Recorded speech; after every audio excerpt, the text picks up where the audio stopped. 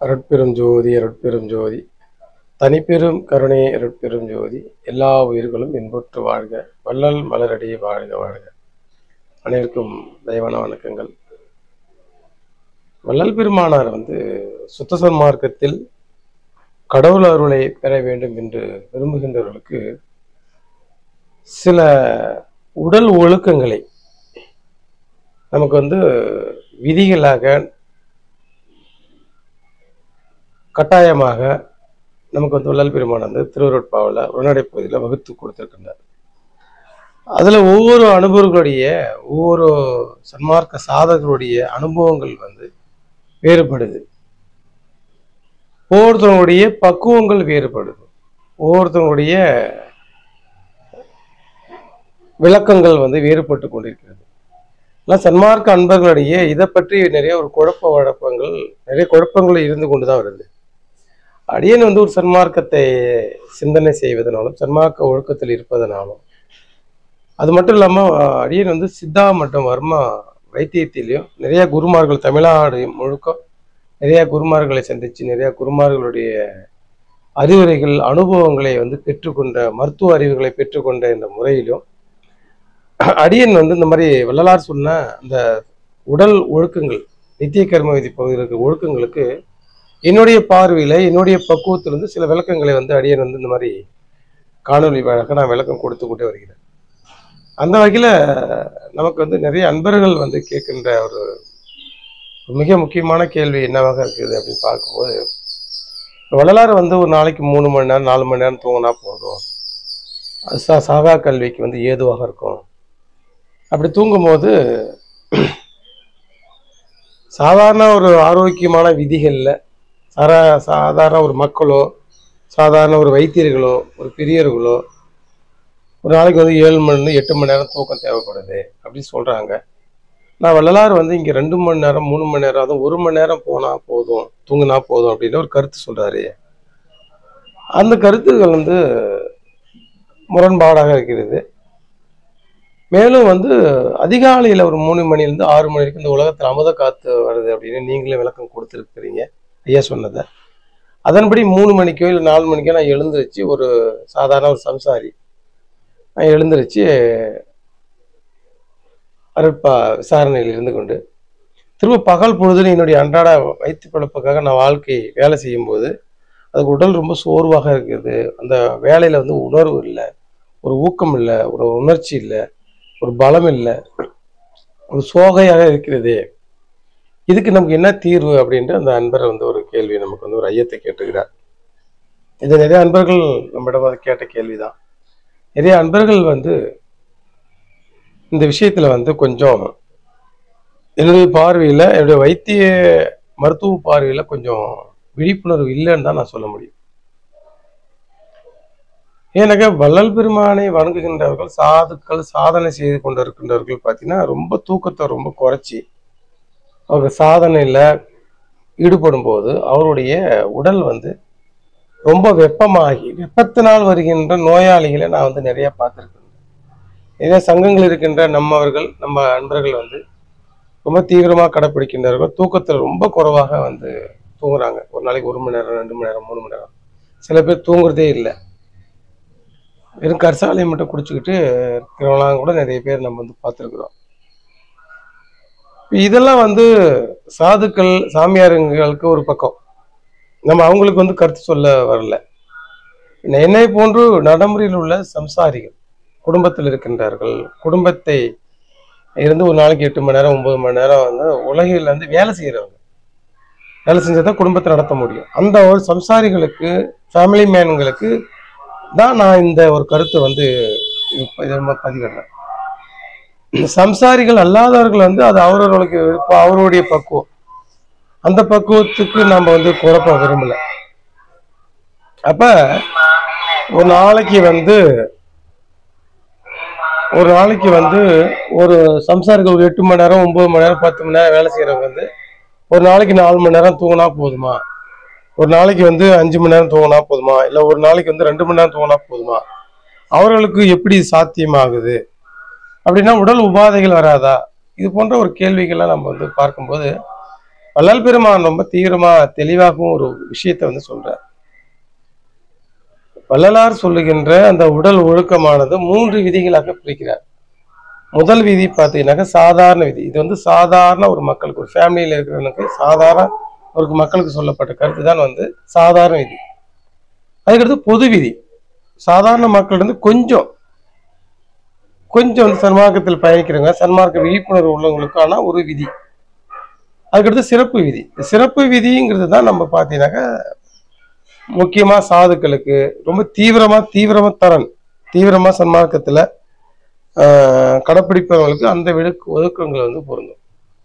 இப்ப அந்த ஒழுக்கங்கப்படினா தீவிரத்தரன்ல உள்ளவங்களுக்கு தான் ஒரு நாளைக்கு 1 மணி நேரம் தோணா போதும், ஒரு நாளைக்கு 3 மணி நேரம் தோணா போதும் அப்படின்னு ஒரு 3 மணி நேரம் 4 மணி நேரத்துக்கு குறைவாக வள்ளலார் வந்து தூங்கினா போதும்னு சொல்றது யாருக்காகனாக்க ரொம்ப தீவிரத்தரனுக்கு உள்ளவங்களுக்கு.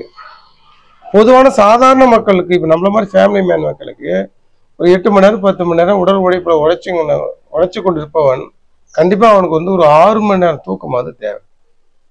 6 மணி நேரம் தூங்கலாம் என்ன ஆகுனாக்க கண்டிப்பா உடல் வந்து சூடியும். உடல் உஷ்ணம் ஆகும்போது என்ன ஆனாக்க லிவர் வந்து பாதிப்படையும். லிவர் பாதிப்படையும் போது ஃபேட்டி லிவரு, சிரோசிஸ், கல்லீரல் பாதிப்பு, அது கணையம் பாதிப்பு, கணையம் பாதிப்புனா இன்சுலின் சுரக்காம சக்கரை நோயாளிக்கு உட்படுவார். அது சிறுநீரக பாதிப்பு, மேகம் 21 அப்படின்னு சித்த மருத்துவம் சொல்லப்படுது. அந்த 21 வகையான மேக நோய்கள் எல்லாமே சூடு நோய்கள். அப்ப இன்னைக்கு பாத்தீங்கன்னா நம்ம சன்மார்க்கத்தில் பயணிப்பவர்களுக்கு கூட பாத்தீங்கன்னா நிறைய பேர் வந்து நிறைய நோயாளிகளாக சிறு வயதிலே இருப்பதை நம்ம வந்து பார்க்க முடியும். அப்ப அவருடைய வாழ்க்கையெல்லாம் நம்ம வந்து ஒரு ஆய்வுக்கு உட்படுத்தி பார்க்கும்போது அவர்கள் எல்லாம் சரியாக தூங்கல. அவருடைய விருப்பம், அவருடைய முயற்சி வந்து பாராட்டுக்குரியது. நம்ம அதை பாராட்டுறோம். பரவாயில்ல, எப்படியாவது பிறவி ஒழிப்புன்னு ரொம்ப தீவிரமா பாடுபடுறாங்க அப்படின்னு. பட் அதே நேரத்துல வந்து அவர்கள் வந்து இந்த ஆரோக்கியத்தை இழந்து ஆரோக்கியம் இல்லாம அவங்க வந்து சன்மார்க்க அருளை பெற முடியுமா அப்படின்னா சந்தேகம். ஏன்னா ஒரு சாதாரண மக்களை ஒரு 80 வயசு 90 வயசு 100 வயசு வரைக்கும் வாழ்றாங்க. ஆனா இப்ப நம்ம நண்பர்கள் வந்து சன்மார்க்கத்தை கடைப்பிடிக்கிறோம் அப்படிங்கிற ஒரு விருப்பத்துல, ஒரு ஆர்வத்துல வந்து 40-50 வயசுல நோய் வாய்ப்பட்டு வந்து வாழ்க்கைய முடித்து கொண்டு போவது ரொம்ப வருத்தம் அளிக்கிறது. ஸோ அதுக்கான ஒரு விழிப்புணர்வாகத்தான் நாம் அந்த பதிவை வந்து பதிவிடுறோம். கடவுள் அருள் என்பது ஒரு பக்கம். கடவுள் அருள் என்பது ஒரு ஒழுக்கத்தின் அடிப்படையில, ஒரு கருணையின் அடிப்படையில கடவுள் வந்து அருள் தரப்போறார். இந்த உடம்பு என்பது ஒரு அனாட்டமிக், ஒரு தத்துவத்துக்கு உட்பட்ட அந்த உடம்பு. இந்த உடம்பு என்பது இது ஒரு மெக்கானிசம், இது ஒரு சிஸ்டம். இந்த சிஸ்டத்துக்கு நீ சன்மார்க்கியா சன்மார்க்கி இல்லையா, நல்லவனா கெட்டவனா அப்படின்றதான் அந்த உடம்புக்கு தெரியாது. எப்படி வந்து ஒரு பைக் ஓட்டுறோம், பைக் வந்து ஒரு மெக்கானிசம். இந்த மெக்கானிக்ஸத்தை வந்து யார் நல்லவரோ கெட்டவரோ சன்மார்க்க அல்லாதவரோ யாராக இருந்தாலும் அந்த பைக்குக்கு வந்து பெட்ரோல் போடணும், இந்த பைக்கை வந்து சரியான முறையில் சர்வீஸ் பண்ணணும், பைக்கில் அந்த வீலுக்கு சரியான முறையில் காத்து இருக்கணும். இப்படி எல்லாம் அந்த மெக்கானிசத்துக்கு உள்ள தேவையான பொருள்கள் இருந்தால் தான் அந்த பைக் வந்து சரியான முறையில் இயங்கும், நமக்கு லைஃப் வரும். அது மாதிரி தான் நம்ம உடம்பு என்பதும், இந்த உடம்புல பயணிக்கின்ற ஆன்மாவாக வேணா சன்மார்க்கியா இருக்கலாம். ஆனா அந்த உடம்பு சன்மார்க்கியா அப்படின்னா இந்த உடம்புன்னு சன்மார்க்கமா மாறல. வள்ளலாருடைய உடம்பு வந்து சுத்த உடம்பு, பிரணா உடம்பு, ஞான உடம்பு. அவருடைய உடம்பு வந்து சன்மார்க்க உடம்பு. அதுதான் வந்து காற்றால, புவியால, ககனமாதனால, இப்படி எதனாலையும் அழியாத உடம்பு. அந்த உடம்புக்கு நீர்னால, வாத கவம் எத்தத்தினால எந்த தொந்தரவும் இல்லை. நம்ம உடம்பு என்பது இன்னும் சன்மார்க்க அருளுக்கு முயற்சியில் இருக்கிறோம். நம்ம உடம்பு இன்னும் சன்மார்க்க உடம்பாக மாறல. இது எந்த உடம்பாக மாறுறா, இது வந்து அன்ன உடம்பு. அன்னத்தாலான உடம்பெல்லாம் முன்னோனை காட்டிவிடும் அப்படின்னு அவையார் சொல்லுவாங்க. இது வந்து அன்னத்தாலான உடம்பு, சாப்பாட்டின் அடிப்படையில கொண்டு இயங்குற உடம்பு. இந்த உடம்பு வந்து ஒரு தத்துவம், ஒரு 96 தத்துவத்துக்கு உட்பட்டு இந்த உடம்பு இயங்குது. உடம்புக்கு வந்து போதுமான விட்டமின் தேவை, உடம்புக்கு போதுமான மினரல்ஸ் தேவை, உடம்புக்கு போதுமான ஃபேட்டு தேவை, உடம்புக்கு தேவையான புரோட்டீன் தேவை. இது இல்லைன்னா என்ன ஆகுனாக்கா அந்த உடம்பு வந்து குன்றிவிடும். ஒரு குன்றிடுச்சுன்னா என்னக்கா, உடம்பு குன்றினா மனம் குன்றிவிடும். மனம் வந்து சோம்பல் படும். மன சோம்பல் ஆச்சுன்னா நீ வந்து இறைவனை வந்து சிந்தனை பண்ண முடியாது, இறைவனை நினைக்க முடியாது, இறைவனை பெறவே முடியாது. அப்ப அந்த உடம்பு நமக்கு வந்து சப்போர்ட் பண்ணணும்னாக்கா அந்த உடம்புடைய அனாட்டமி, உடலியல் தத்துவத்தை புரிஞ்சுக்கிட்டு அந்த உடலுக்கு ஏற்ற மாதிரி நம்ம அந்த உடம்புக்கு உணவையோ மற்ற சத்துக்களை கொடுத்தாதான் இந்த உடம்பு வந்து நமக்கு சப்போர்ட் பண்ணணும். அது நீங்க சன்மார்க்கிகளாக இருந்தாலும் சரி, நீ சாமியாராக இருந்தாலும் சரி, நீ சாதுக்களாக இருந்தாலும், யாராக இருந்தாலும் அவங்களுக்கு கொடுக்கப்பட்ட அந்த உடம்பு என்பது ஒரு அன்னத்தாலான உடம்பு, ஒரு 5 பஞ்சபூதங்களை கொண்டு செய்த உடம்பு. உடம்புக்கு தேவையான அந்த உடலியல் முறைப்படி நம்ம வாத பித்த சிலோத்துமிர சொல்லக்கூடிய காற்று, காற்று, வா கபம், சளி, குளிர்ச்சி, அதுபோல பித்தம். ஸோ வாதம், பித்த, கபம் இந்த மூன்றும் அதனுடைய ரேஷியோப்படி வாதம் வந்து 4 பங்குனாக்க பித்தம் வந்து 2 பங்கு, பித்தத்திலிருந்து கபம் வந்து 1 பங்கு. இதுதான் நம்மளுடைய நாடியுடைய ரேஷியோ. இந்த ரேஷியோ படி இந்த உடம்பு அமைப்பு இருந்தாதான் கீழே மண் சக்தி, மேலே ஆகாயம், இது வந்து சப்போர்ட் அப். அப்போ மண் சக்தியை வந்து நம்ம உணவு மூலமாக எடுத்துக்கிறோம். ஆகாய சக்திகளை வந்து நம்ம வந்து நல்ல ஒழுக்கங்கள் மூலம் கடவுளை வணங்குவது மூலம் அந்த சக்தியை நம்ம வந்து பெறுகின்றோம். அப்போ இந்த 5 பஞ்சபூதங்களை கொண்டு தான் இந்த உடம்பு வந்து அமைக்கப்பட்டிருக்கு. அப்போ இந்த உடலியல் தத்துவத்துக்கு இப்போ உதாரணத்துக்கு கிட்னினாக்க, கிட்னி வந்து ஒரு குளிர்ச்சி பொருள். அப்போ கிட்னிக்கு நிறைய தண்ணி குடிச்சிட்டு இருந்தாதான் கிட்னி வந்து சரியான முறையில் அந்த கழுகுகளை வெளியேற்றி கொண்டு இருக்கும். தண்ணி குடிக்காம நம்ம வந்து நான் வந்து ஏதோ ஒரு ஒழுக்கத்தின் அடிப்படையில் நான் ஒரு சன்மார்க்கிகள் அப்படி எப்படி ஏதோ ஒரு காரணத்துக்காக நம்ம தண்ணி அதிகமாக குடிக்கலாம், என்ன ஆகுன்னா கிட்னி வந்து வறண்டு போயிடும். கிட்னி வறண்டு போச்சுன்னா என்ன, கிட்னி வந்து இந்த நெப்ரான்ஸ் என்று சொல்லக்கூடிய வடிகட்டிகளால் ஆனது. அதுதான் இந்த சத்துக்களை வரைஞ்சிட்டு மற்ற கழிவுகளை வந்து வெளியேற்றுது. அதாவது யூரிக் ஆசிடாக இருக்கட்டும், நம்முடைய கிரியேட்டினாக இருக்கட்டும், யூரியாவாக இருக்கட்டும், இது எல்லாத்தையும் வெளியேற்றக்கூடிய ஃபில்டர்ஸ்.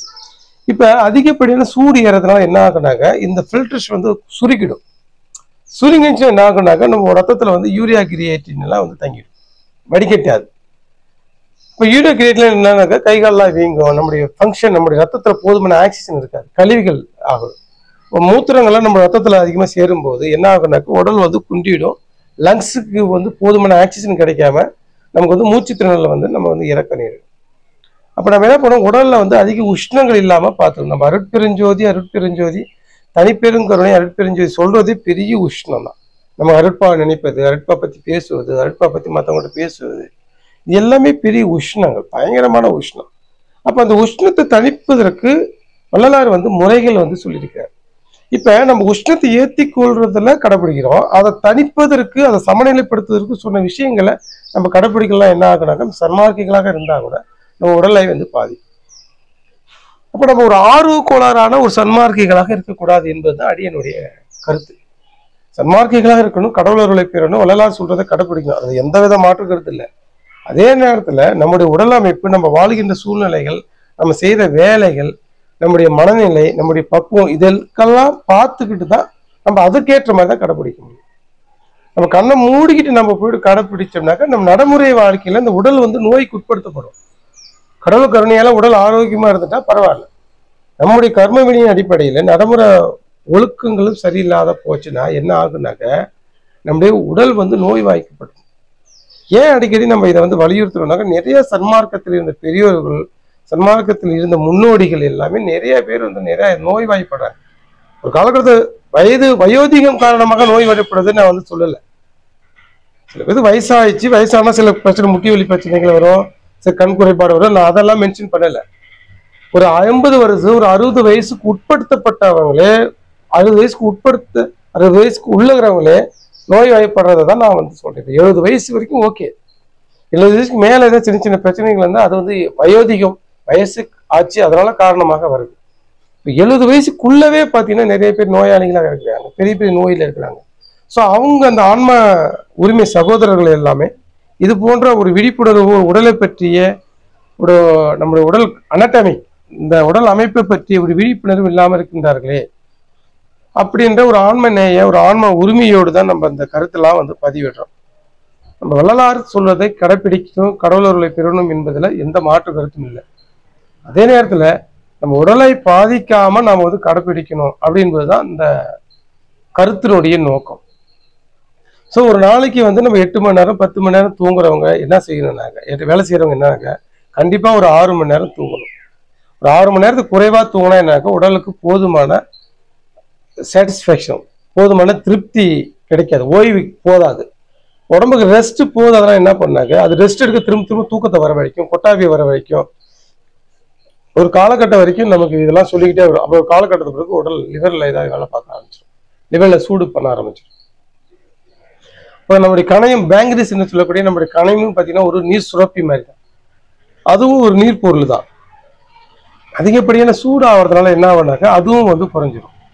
அதோட இன்சுலின் சுரக்கத்தை குறைஞ்சிச்சுன்னா அப்போ நம்ம டயபெட்டிக் பேஷண்ட் ஆக வேண்டும்.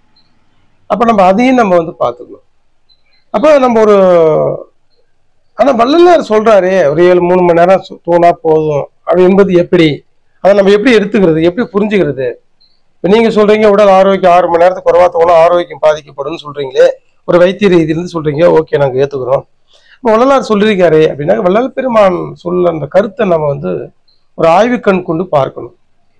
வள்ளலார் என்ன சொல்றாரு, புண்படா உடம்பும் புரைபடா மனமும் பொய்ப்படா ஒழுக்கமும் பொருந்தி கண்படாது இரவும் பகலும் நிந்தனையை கருத்தில் வைத்து ஏற்றுவதற்கு சிந்தேன்.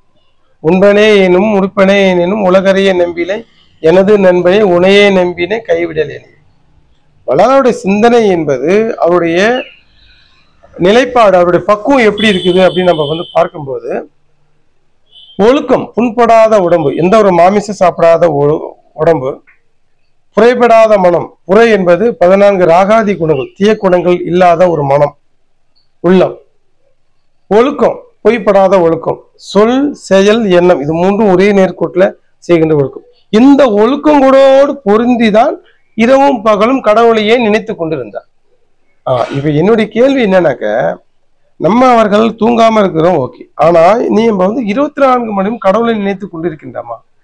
ஒற்ற சிந்தனையிலே இருக்கிறோமா? ஒரே சிந்தனையில மனம் இருக்குதா? ஏன் அப்படின்னாக்க நம்முடைய மனசு வந்து சாக்கரம் சொப்பனம் சுழித்தி துரியும் என்ற 4 நிலைகள் இருக்கிறது. அது conscious, inner conscious, subconscious, unconscious அப்படின்ற 4 நிலைகள்ல இந்த மனம் இருக்கிறது. இப்போ முதல் புற மனதிலே ஒரு மனிதனுடைய மனம் வந்து இயங்கி கொண்டிருக்கும் போது, சாக்கர நிலையில இயங்கி கொண்டிருக்கும் போது அதிகமான பிராண காற்றுகள் வந்து உடம்பு செலவாகும். அதிக பிராண காற்றுகள் செலவும் போது அதிகமான மூச்சு காற்றுகள் மூச்சு கொண்டு போய் கொண்டிருக்கும் போது நம்முடைய மனம் அதிகமா இயங்கும் போது மூச்சு காற்று அதிகமா இயங்கும். இப்போ பாருங்க, நல்லா ஒரு பரபரப்பு ஒரு பதட்டம் அப்படின்னு இயங்கும்போது மூச்சு நல்லா காற்று அதிகமா இயங்குவதை நம்ம வந்து பார்க்க முடியும். சுவாசம் அதிகமா போய் கொண்டு வருவதை நம்ம பார்க்க முடியும். மனம் வந்து உலகியல் சிந்தனையில அதிகமா இயங்கி கொண்டு இருக்கும் போது சுவாசங்கள் அதிகமா ஏற்படும். பிராணனுடைய வேலை வந்து அதிகமா தேவைப்படும். பிராணன் அதிகமா தேவைப்படும் போது அதிகமா அவங்களுக்கு வந்து பசி எடுக்கும். அப்ப அதிகமா பசி எடுக்கும் போது அதிகமா சாப்பிட வேண்டியிருக்கும். அதிகமா சாப்பிடும் போது அதிகமா ஓய்வு எடுக்க வேண்டியிருக்கும். இதுல எது மாறினாலும் அவங்களுக்கு வந்து நோய் வாய்க்கு உட்படுறாங்க.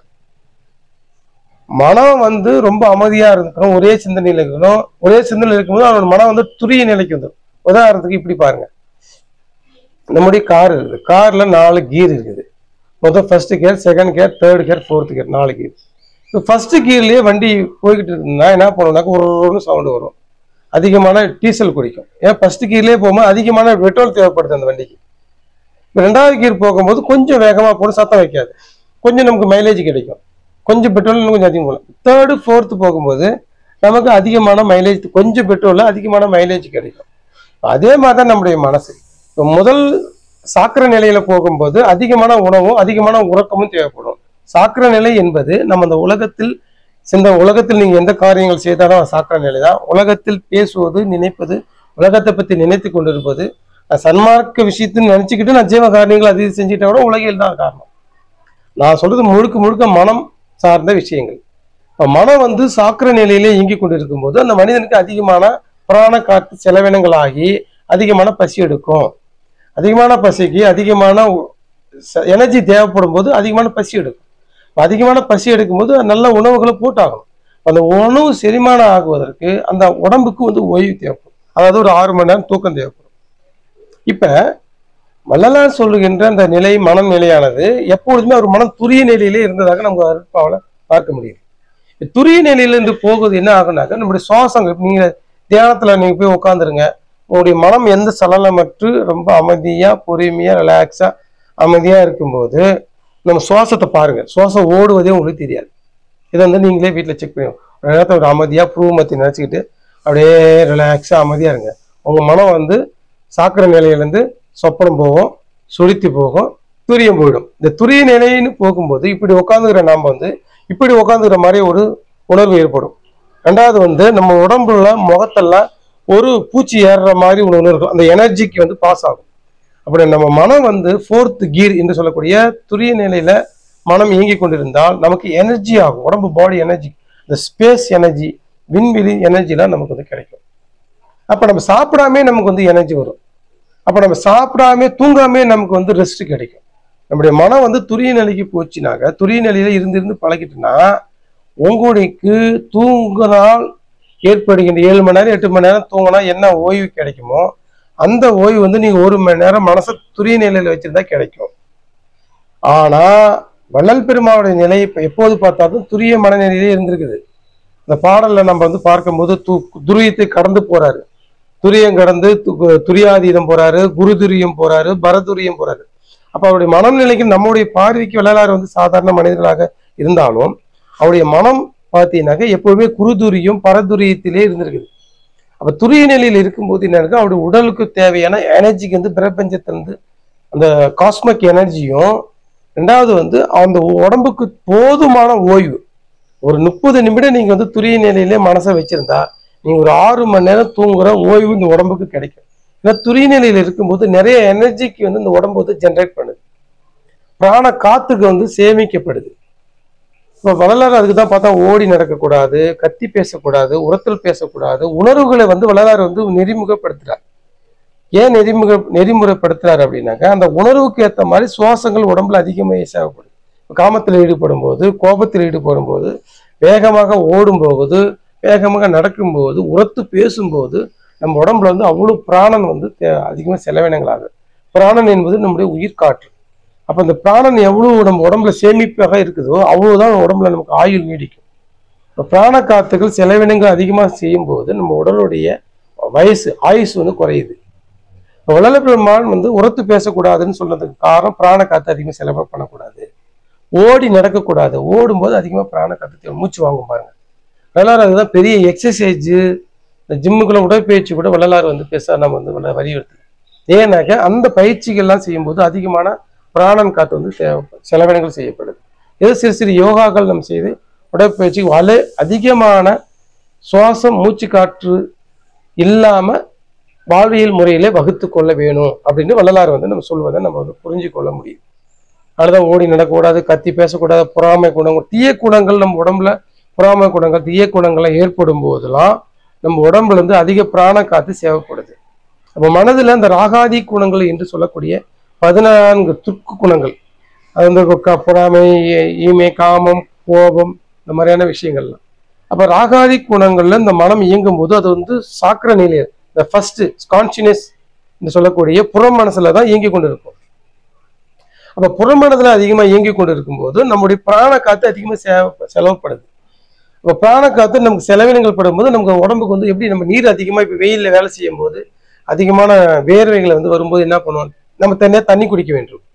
ஏன்னா உடம்புல இருந்து நீர்ச்சத்தெல்லாம் வெளியே போகும்போது தண்ணி நிறைய குடிக்க வேண்டும். அது போலதான் நம்ம உடம்புல அதிகமான பிராண காற்று செலவினங்கள் செய்யும் போது அந்த எனர்ஜி லாஸ் ஆல திரும்ப அதிகமா சாப்பிட வேண்டும், நிறைய பசி எடுக்கும். நல்லா உடல் உழைப்பு உழைக்கிறவங்கலாம் பார்த்தீங்கன்னா நிறைய சாப்பிடுவாங்க, நிறைய சாப்பாடு சாப்பிடுவாங்க, அவங்களுக்கு தேவைப்படும். ஏன்னா அந்த உடல் உழைப்புக்கு தேவையான சாப்பாடு தேவைப்படும். அப்போ சாப்பிட்டதுக்கு ஏற்ற மாதிரி ரெஸ்ட் ஓய்வும் தேவைப்படும். அப்போ உடல் உழைப்பு அதிகமாக செய்கிறவர்கள் அதிகமான உணவையும் அதிகமான ஓய்வையும் எடுக்க வேண்டியது இந்த உடலியல் அமைப்போடைய விதி.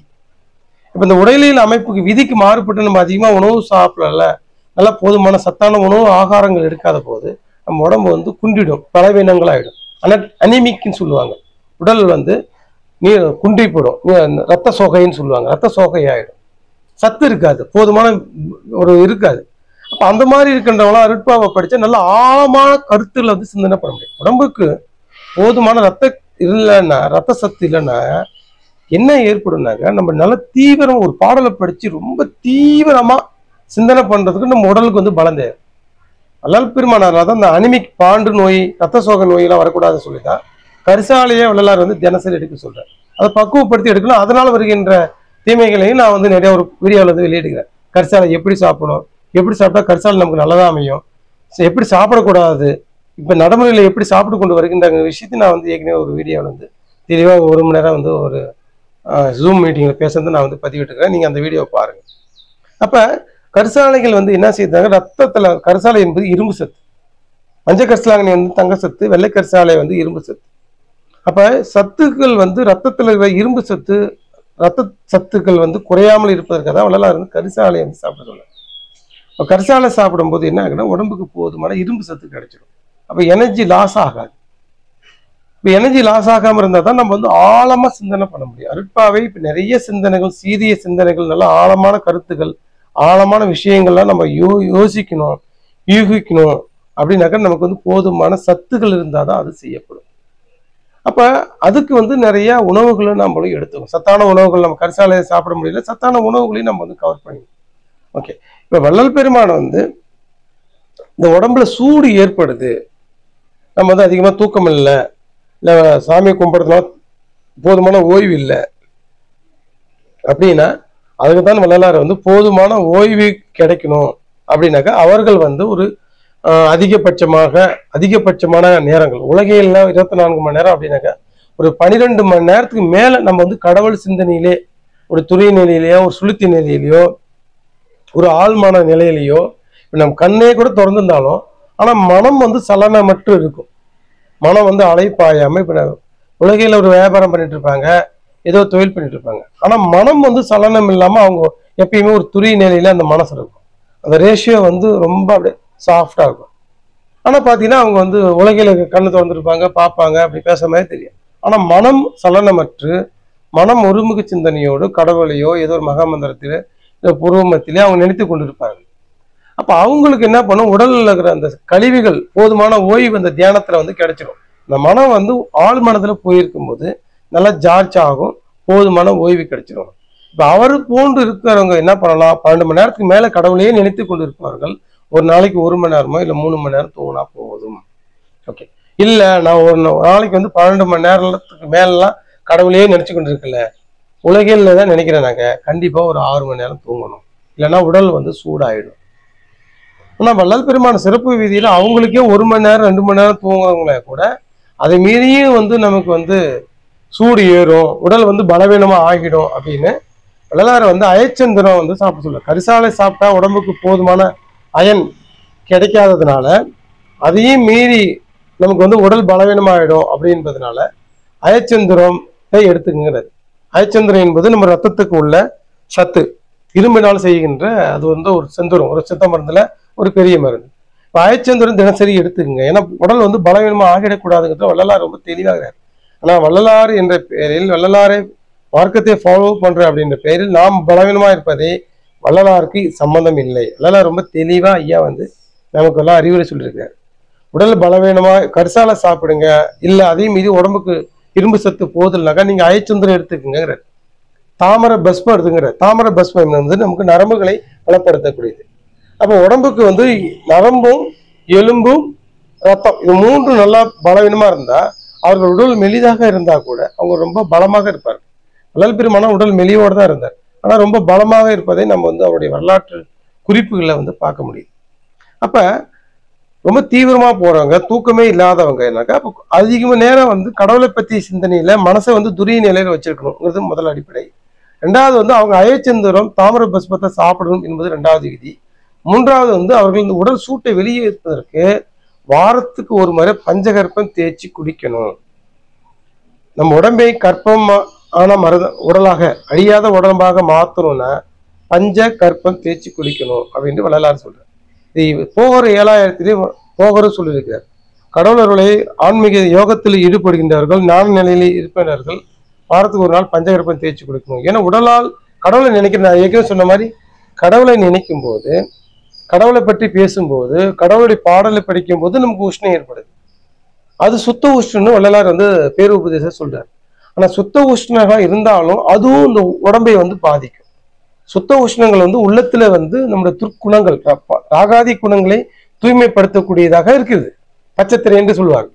அதே நேரத்துல அந்த ராகாதி குணங்கள் உள்ளம் ஆன்மால இருக்கின்ற இடம் பார்த்தீங்கன்னா இந்த உடம்பு. ஆனா அந்த உடம்புக்கு கொஞ்சம் புறசூடு, வெட்ட சூடு கொஞ்சம் இருக்கும். அந்த வெட்ட சூடுகளை சரி பண்ணுவதற்கு வள்ளலார் வந்து